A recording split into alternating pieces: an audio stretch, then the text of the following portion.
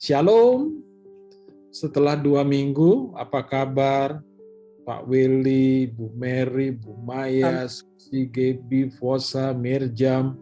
Wah, ini yang pakai B-nya. Oh, sudah ada Ibu Betty, selamat malam.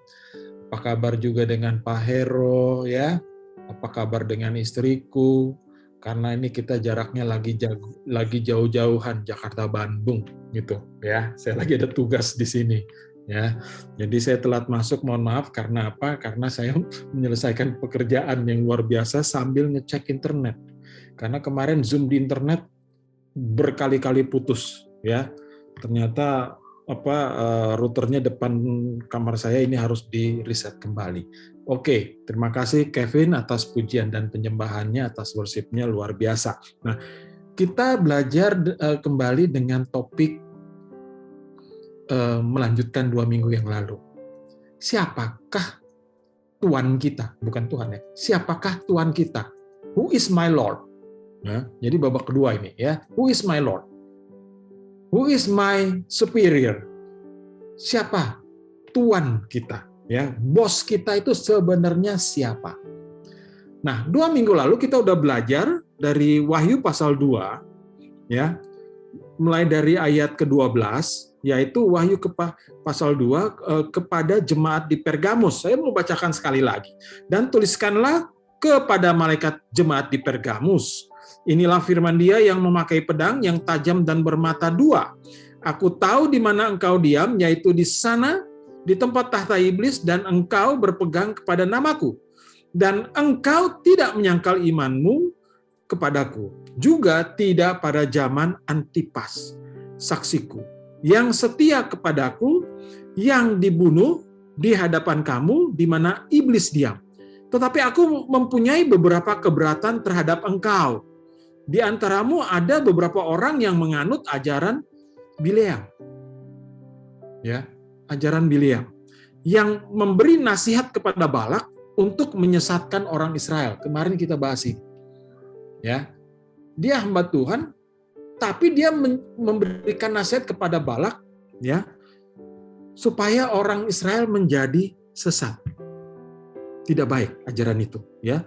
Supaya mereka makan persembahan berhala dan berbuat zina.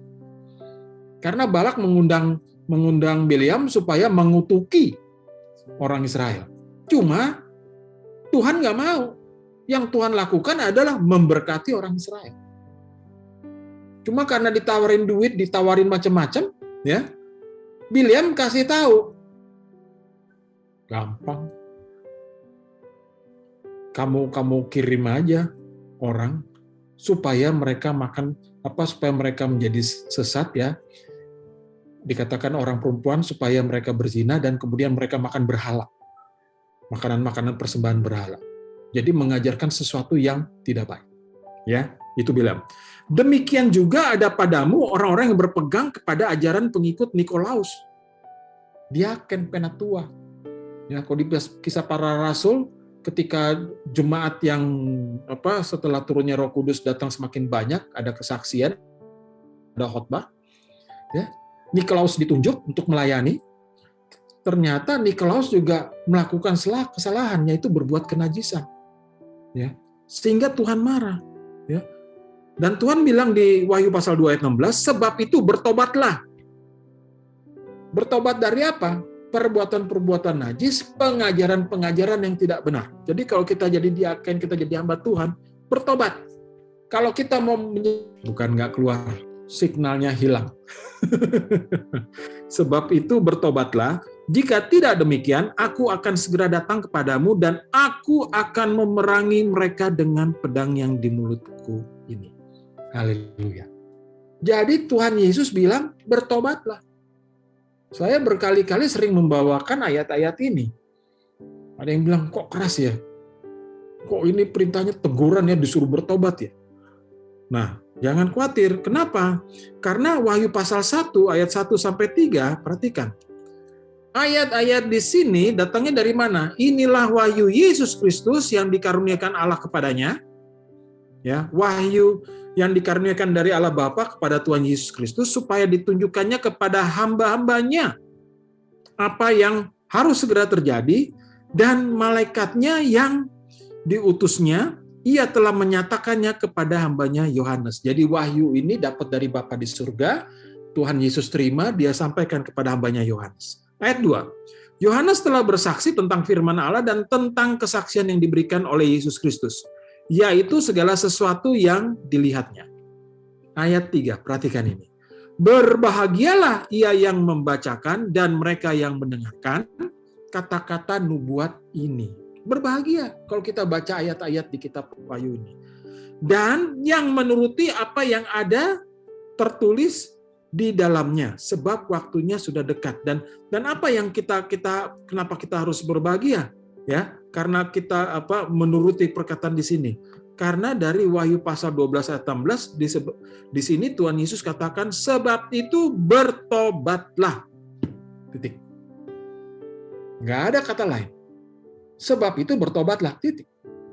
Kata-kata selanjutnya, nah kalau nggak bertobat, aku akan datang segera, aku akan segera datang kepadamu dan aku akan memerangi mereka dengan pedang yang di mulutku ini. Diperangi dengan apa? Firman. Ya, luar biasa. Nah, dari ayat-ayat ini nanti kita akan belajar kenapa Bileam bisa demikian. Ya, kenapa Nikolaus bisa demikian. Ya, kita buka kitab Galatia, ya. Galatia pasal 5, ya. Mulai dari ayat 16. Ini sumbernya kalau kita nggak hati-hati. Ya, sumbernya dari perikop hidup menurut daging atau roh. Ada suatu pilihan. Kita mau hidup menurut daging atau kita mau hidup menurut roh. Bacakan. Galatia pasal 5 ayat 16. Maksudku ialah, hiduplah oleh roh, maka kamu tidak akan menuruti keinginan daging. Kalau Bileam hidup menurut roh, apa yang disampaikan firman Tuhan, tidak mikir dagingnya, oh nanti ada hadiah nih, ada bonus nih kalau ngutuki orang Israel. Ya, nggak mungkin orang Israel disesatkan, disuruh makan persembahan berhala. Ya, ayat 17. Sebab keinginan daging berlawanan dengan keinginan roh, dan keinginan roh berlawanan dengan keinginan daging. Karena keduanya bertentangan sehingga kamu setiap kali tidak melakukan apa yang kamu kehendaki. Jadi perhatikan ini. Ayat 18. Akan tetapi, jikalau kamu memberi dirimu dipimpin oleh roh, ya, maka kamu tidak hidup di bawah hukum Taurat. Ya. Hidup di bawah pimpinan roh, kita tidak hidup di bawah pimpinan hukum Taurat. Apa itu? Ayat 19. Perbuatan daging telah nyata, yaitu perjapulan, kecemaran, hawa nafsu. Nah, ini yang terjadi pada ajaran Nikolaus. Ayat 20. Penyembahan berhala, sihir, persetuan, perselisihan, iri hati, amarah, kepentingan diri sendiri, percideraan, roh pemecah, kedengkian, kemabukan, pesta pora, dan sebagainya. Terhadap semuanya itu, kuperingatkan kamu, seperti yang telah kubuat dahulu, bahwa barang siapa melakukan hal-hal yang demikian, ia tidak akan mendapat bagian dalam kerajaan Allah. Kenapa? Kan Tuhan bilang, kalau kamu tidak bertobat, aku perangi kamu. Jadi ikutlah keinginan roh, ya. Nah, ayat 22, Galatia 5 ayat 22. Tetapi buah roh ialah kasih, sukacita, damai sejahtera, kesabaran, kemurahan, kebaikan, kesetiaan, kelemah lembutan, penguasaan diri. Ada 9 buah roh. Tidak ada hukum yang menentang hal itu. Jadi ketika kita membaca Galatia pasal 5 ayat 16 sampai 23 ini, ibaratnya pemain catur, skakmat. Bileam dan Nikolaus gagal karena hidup dalam daging. tidak hidup dalam roh. Makanya Tuhan bilang bertobatlah. Ya. Karena itu juga kita mesti ingat ketika kita coba saya bacakan sekali lagi ya, supaya ini betul-betul kita menguasai ayat-ayat ini sebentar. Wahyu pasal 2 ya. Nah, kepada jemaat di Pergamus, ayat Wahyu pasal 2 ayat 13. Kata Tuhan, "Aku tahu di mana engkau diam, yaitu di sana, di tempat tahta iblis, dan engkau berpegang kepada namaku, dan engkau tidak menyangkal imanmu kepadaku, juga tidak pada zaman Antipas," dan seterusnya. Artinya, ketika kita hidup di muka bumi ini, ke gereja rajin, datang WDM rajin, percaya Tuhan pasti, ya, imannya tuh pasti, ya, gitu. Tetapi praktek kehidupannya sebenarnya mengikuti keinginan daging. Jadi Roh Kudus itu tidak tinggal di dalam kita. Roh Kudus itu tidak hidup di dalam kita. Ya. Itu yang terjadi. Makanya kita mesti berhati-hati, ya. Karena di dalam kehidupan kerohanian kita, orang Kristen, ya, kita pasti tahu ya dengan mana dia? Ya. Ini. Orang Kristen hidup karena iman. Amin. Kalau kita hidup dalam daging, bisa nggak kita hidup dengan iman? Nggak mungkin. Bileam dengar, ada emas, ada bonus. Nggak bisa. Tuhan marah. Nikolaus juga begitu. Hidupnya dalam daging. Kegiatan ibadah dilakukan tapi dalam daging. Tetapi kalau ibadah hidup kita betul-betul dalam roh, iman kita selalu dilatih oleh roh. Ya. Ibrani pasal 11 ayat yang pertama. Iman adalah dasar dari segala sesuatu yang kita harapkan. Bukti dari segala sesuatu yang tidak kita lihat. Nah, kalau kita beriman, ya, gimana kita lakukan beriman? Ya, bagaimana? Apakah kita beriman karena kita tahu, oh Tuhan selalu menolong kita? Terus kita bersaksi, saya percaya Tuhan pasti menolong kita. Pada umumnya orang bersaksi setelah ditolong, betul? Ya, istriku betul ya. Orang bersaksi karena sudah mengalami pertolongan Tuhan, sukacita, nggak salah. Ya, kita beriman karena kita sudah mendapatkan pertolongan Tuhan. Ya, beriman karena berarti kita sudah melihat bagaimana kita menghadapi sesuatu situasi, ya, bagaimana melatih menguatkan iman kita belum lihat hasilnya.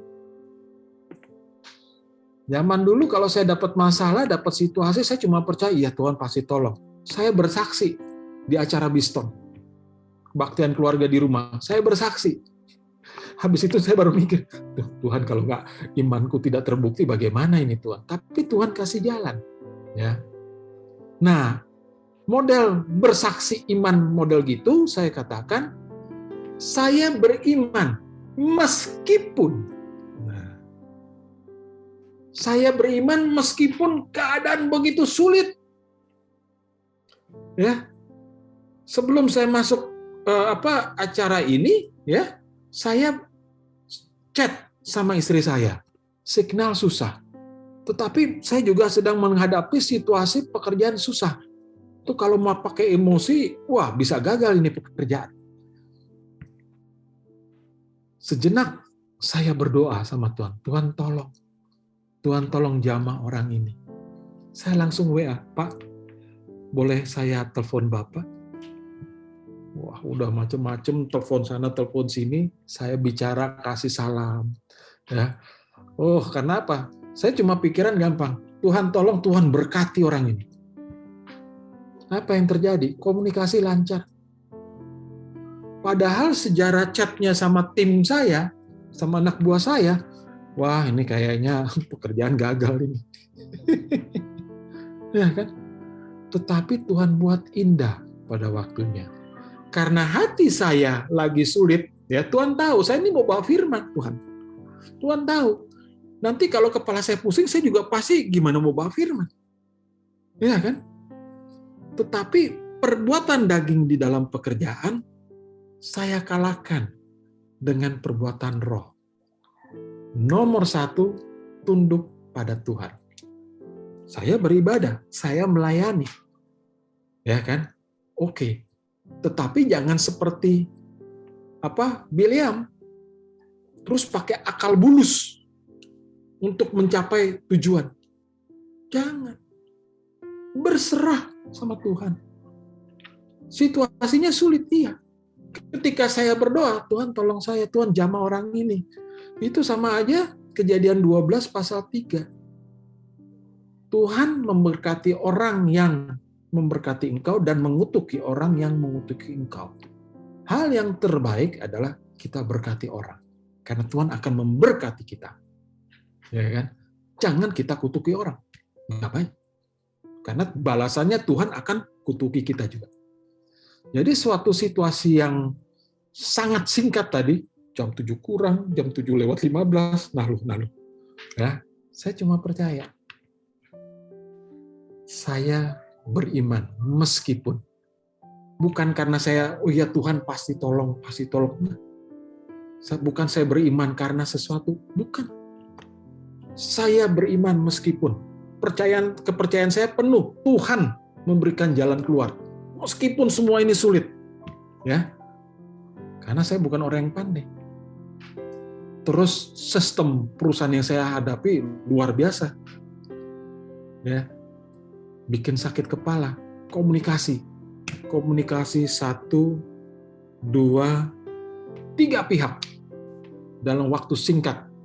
Sambil berpikir, Tuhan ini sudah waktunya untuk melayani firman Tuhan. Dan saudara bisa lihat muka saya nggak stres, nggak tegang. Kenapa? Sukacita. Karena sejak sebelum tahun 2009, Tuhan selalu ngajak saya kalau bersaksi. Bersaksinya bukan saya beriman kepada Tuhan karena saya beriman kepada Tuhan meskipun situasi sulit, meskipun keadaan menjepit. Karena apa? Ibrani pasal 11 ayat 1, iman adalah dasar dari segala sesuatu yang kita harapkan. Kita mengharap sesuatu, itu dasar kita situ. Dan bukti dari segala sesuatu yang tidak kita lihat. Hasilnya belum dapat. Buktinya itu tuh kita beriman. Hasilnya belum dapat, tapi kita berharap sama Tuhan. Makanya mohon maaf, kalau saya bersaksi karena saya sudah diselamatkan, ya itu namanya mengucap syukur. Nah, tapi kalau ada suatu situasi, saya mengharapkan sesuatu, saya beriman kepada Tuhan meskipun. Nah, kenapa demikian? Kita buka lagi ayat-ayat. Ini ayat-ayat kekuatan yang luar biasa. Karena ayat-ayat ini juga dikatakan oleh Tuhan Yesus Kristus. Ya, mana dia? Matius pasal 5 ayat 3. Ya, Matius pasal 5 ayat 3. Ya. Nah, ini khotbah dari Tuhan Yesus. Jadi, saya selalu perhatikan. Kita harus selalu memperhatikan. Setiap perkataan Tuhan Yesus jangan sekali-sekali diabaikan. Di dalam kitab Wahyu dikatakan itu wahyu dari Bapa yang Maha Kuasa. Diberikan kepadanya anak yang tunggal Tuhan Yesus Kristus. Tuhan Yesus Kristus memberikannya kepada Yohanes. Terus ayat ketiga dikatakan, kalau berbahagialah mereka yang membacanya dan yang mempraktekannya. Percaya sama firman Tuhan. Ya. Matius pasal 5 ayat 3. Berbahagialah orang yang miskin di hadapan Allah, karena merekalah yang mempunyai kerajaan sorga.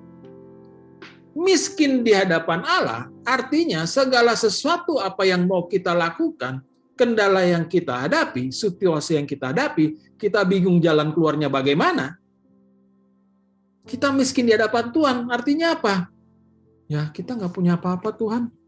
Saya percayalah Tuhan yang pimpin, Tuhan yang atur. Itu.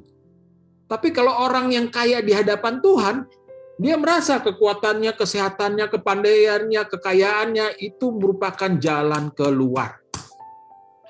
Jadi ketika pandemi kemarin, itu ibaratnya iman kita dengan Matius pasal 5 ayat 3 itu diuji. Nah lo, tetangga, saudara sakit. Nah lo, sampai ada yang wafat. Nah lo, penyakitnya menyebar. Percayakah engkau pada Tuhan? Tuhan sanggup menolongmu? Percaya enggak? Anak kami ketika sakit COVID, sama ibunya dia udah sempat makan sepiring, bersama-sama, sama saya cipika-cipiki. Dia yang kena COVID, orang tuanya sehat bugar. Kok bisa? Kita selalu miskin di hadapan Tuhan. Kalau ada apa-apa, ya percaya Tuhan pimpin. Percaya pertolongan Tuhan. Sama juga seperti tadi. Itu blackout saya. Saya nggak tahu apa yang mesti dilakukan. Saya cuma bilang, Tuhan, tolong. Tolong saya. Saya nggak bilang, Tuhan atur orang itu. Nggak model Biliam. Kalau model Biliam, oh, Tuhan atur orang ini. Gitu loh. Ya. Tapi Tuhan nggak mau. Karena Tuhan memberkati orang Israel. Yang saya minta, Tuhan, tolong berkati orang itu. Jamah dia Tuhan. Tolong Tuhan. Gitu. Jadi, belajar dari sini. Sebenarnya Tuhan mendidik kita supaya apa? Kita sesuai dengan firman Tuhan. Ucapan, celotehan, pikiran, hati. Itu. Kalau Tuhan bilang berkati, ya berkati. Jangan kutuki. Kalau kutuki, nanti Tuhan kutuki kita. Bahaya. Sehingga kepada musuh orang-orang yang menyakiti hati kita, apa yang terjadi? Berkati. Ya, doakan orang itu. Saya kalau ngeliat Instagram segala macam, oh ada yang sakit, ada yang ini. Kenal nggak kenal ya doain aja. Gitu. Minta pertolongan Tuhan. Ya. Kalau ada ngeliat orang-orang yang sama seperti saya lansia, atau kapan ya, saya lupa, saya melihat orang yang mau makan malam. Ada lihat, ya udah terdengar saya? Sudah. Udah ya. Saya harus jalan dekat pintu. Karena di seberang sana itu adalah routernya. Jadi, sampai di mana tadi? Kok sampai lupa. Ya. Jadi kita harus sungguh-sungguh beriman pada Tuhan. Ya. Kalau misalnya kita nggak sungguh-sungguh, imannya selalu karena. Tuhan satu ketika akan bawa kita, saya beriman meskipun. Nah, ya. Nah, oleh karena itu kita harus membiasakan diri kita untuk selalu beriman pada Tuhan. Ya. Kejadian sore tadi tuh saya pas hambanya Pak Kevin mau tanya bersaksi lagi, saya mau, tapi saya pikir enggak, sekalian aja nanti sama khotbah. Ya. Jadi malam ini saya tidak perpanjang ya khotbah ini ya. Tetapi Tuhan ingatkan kita, siapapun kita, dalam melayani Tuhan, dalam bersaksi, memuji, menyembah Tuhan, lakukanlah seperti firman Tuhan. Firman Tuhan bilang apa? Saya selalu ingat Matius pasal 5 ayat 3. Berbahagialah orang yang miskin di hadapan Tuhan. Artinya hatinya tergantung sama kita. Artinya hatinya tergantung sama Tuhan. Ya. Nah, itu adalah ya praktek Ibrani pasal 11 ayat pertama. Apa? Iman itu adalah dasar dari segala sesuatu. Tetapi saya perdalam lagi. Bukan saya beriman karena Tuhan akan tolong saya. Saya beriman karena Tuhan memberikan hadiah buat saya. Enggak. Saya beriman meskipun Tuhan nggak tolong saya. Saya tetap beriman pada Tuhan. Ya. Meskipun badai gelombang datang menerpa, saya tetap beriman pada Tuhan. Karena kalau kita lihat Matius pasal 24, hari ini adalah hari-hari yang sukar. Permulaan penderitaan. Jadi kita harus tetap kuat dalam iman. Haleluya. Ada haleluya. Amin. Haleluya. Ya. Amin. Mari kita tundukkan kepala. Bapa yang Maha Kuasa, terima kasih atas hikmat-Mu. Terima kasih atas firman-Mu. Kami percaya setiap firman-Mu, setiap perkataan yang keluar dari mulut-Mu adalah ya dan amin. Biarlah hati kami boleh tetap kuat. Kami melayani Engkau, kami beribadah kepadamu, tapi kami tidak tinggal diam di tahta iblis. Bahkan kami selalu bertumbuh di dalam iman. Kami menjadi saksi-saksi iman meskipun situasinya sulit. Dan kami hidup dalam roh Tuhan.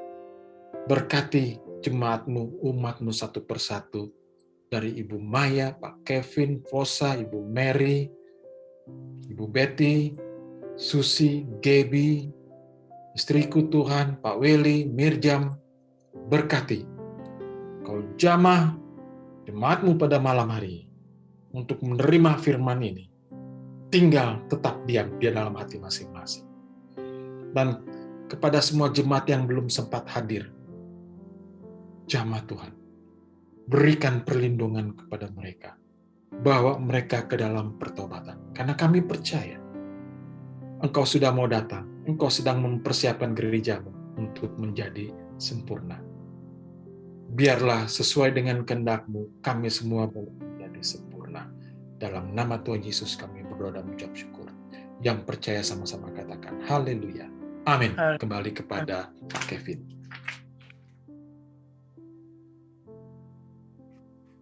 Baik, puji Tuhan, kita telah menerima kebenaran firman Tuhan. Kiranya Tuhan Yesus memberkati Bapak Robert Pendeta Robert yang telah membagikan kebenaran firman Tuhan yang boleh menguatkan kita yang hadir di Zoom ini. Puji Tuhan, terima kasih Bapak Robert. Dan selanjutnya kita akan berdoa syafaat ya. Ya, kita mendengar pengumuman dulu ya Pak. Oh ya, kita akan mendengar pengumuman. Silakan Bu Fosa. Ibu Fosa.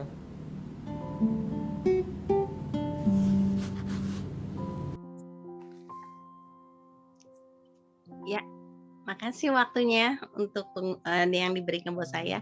Kami akan pengumumannya untuk sementara rencana kegiatan WDM untuk tanggal 29 Oktober ya, Bu Lili ya. Yang dimana sudah kita rencanakan untuk kita ada pelayanan keluar, yaitu kita ke panti asuhan yang ada di Cisauk. Dan ini puji Tuhan donaturnya dari seorang hamba Tuhan yang digerakkan hatinya untuk memberi berbagi dengan sesama ke panti asuhan yang mengatasnamakan WDM ya, gitu Bu Lili ya. Ya, jadi kegiatan perdana kita WDM itu udah diwakili dari keluarga hamba Tuhan yang menjadi donatur pertama kali WDM untuk pelayanan keluar ya Bapak Ibu. Puji nama Tuhan, luar biasa ya. Tuhan gerakan setiap hati-hati anak-anaknya untuk bisa berbagi. Jadi kita akan mulai tanggal 29 Oktober. Rencananya kita akan ke Cisauk. Mungkin ada yang mau ikut juga gitu Bu Lili ya? Oke, boleh. Kalau ada yang mau ikut, nanti bisa kumpul di rumah Ibu Lili. Untuk waktu, nanti kami akan infokan kembali. Gitu ya. Yang pasti hari Sabtu ya, itu jatuhnya hari Sabtu. Ya, tanggal 29 itu hari Sabtu, 29 Oktober. Bulan ini, hari Sabtu, jamnya nanti menyusul ya Bapak Ibu. Kiranya kalau Bapak Ibu ada waktu, ingin melihat juga ke panti asuhan yang kami kunjungi nanti, boleh bergabung kumpulnya di rumah Ibu Lili di Villa Serpong. Lalu pengumuman kedua yaitu kami akan memulai dana kasih benih kasih. Benih kasih itu kami akan mulai di bulan November, tetapi di akhir bulan November. Jadi di ibadah komsel kita yang 2 minggu sekali, berarti yang kedua. Setiap akhir bulan kita akan membuka benih kasih, dan benih kasih itu akan kita pakai untuk pelayanan WDM keluar. Jadi kita mulai bisa berbagi, menabur benih kasih itu di bulan November setiap akhir bulan. Jadi rencana kita 3 atau 4 bulan ke depan baru kita planning untuk pelayanan keluar kembali. Gitu ya Bu Lili ya? Benar ya? Jadi sebenarnya begini ya, bukan pelayanan keluar, namanya benih kasih. Kita ingat karena ini ada dalam firman Tuhan. Boleh saya bacakan ayatnya ya, saudara. Di dalam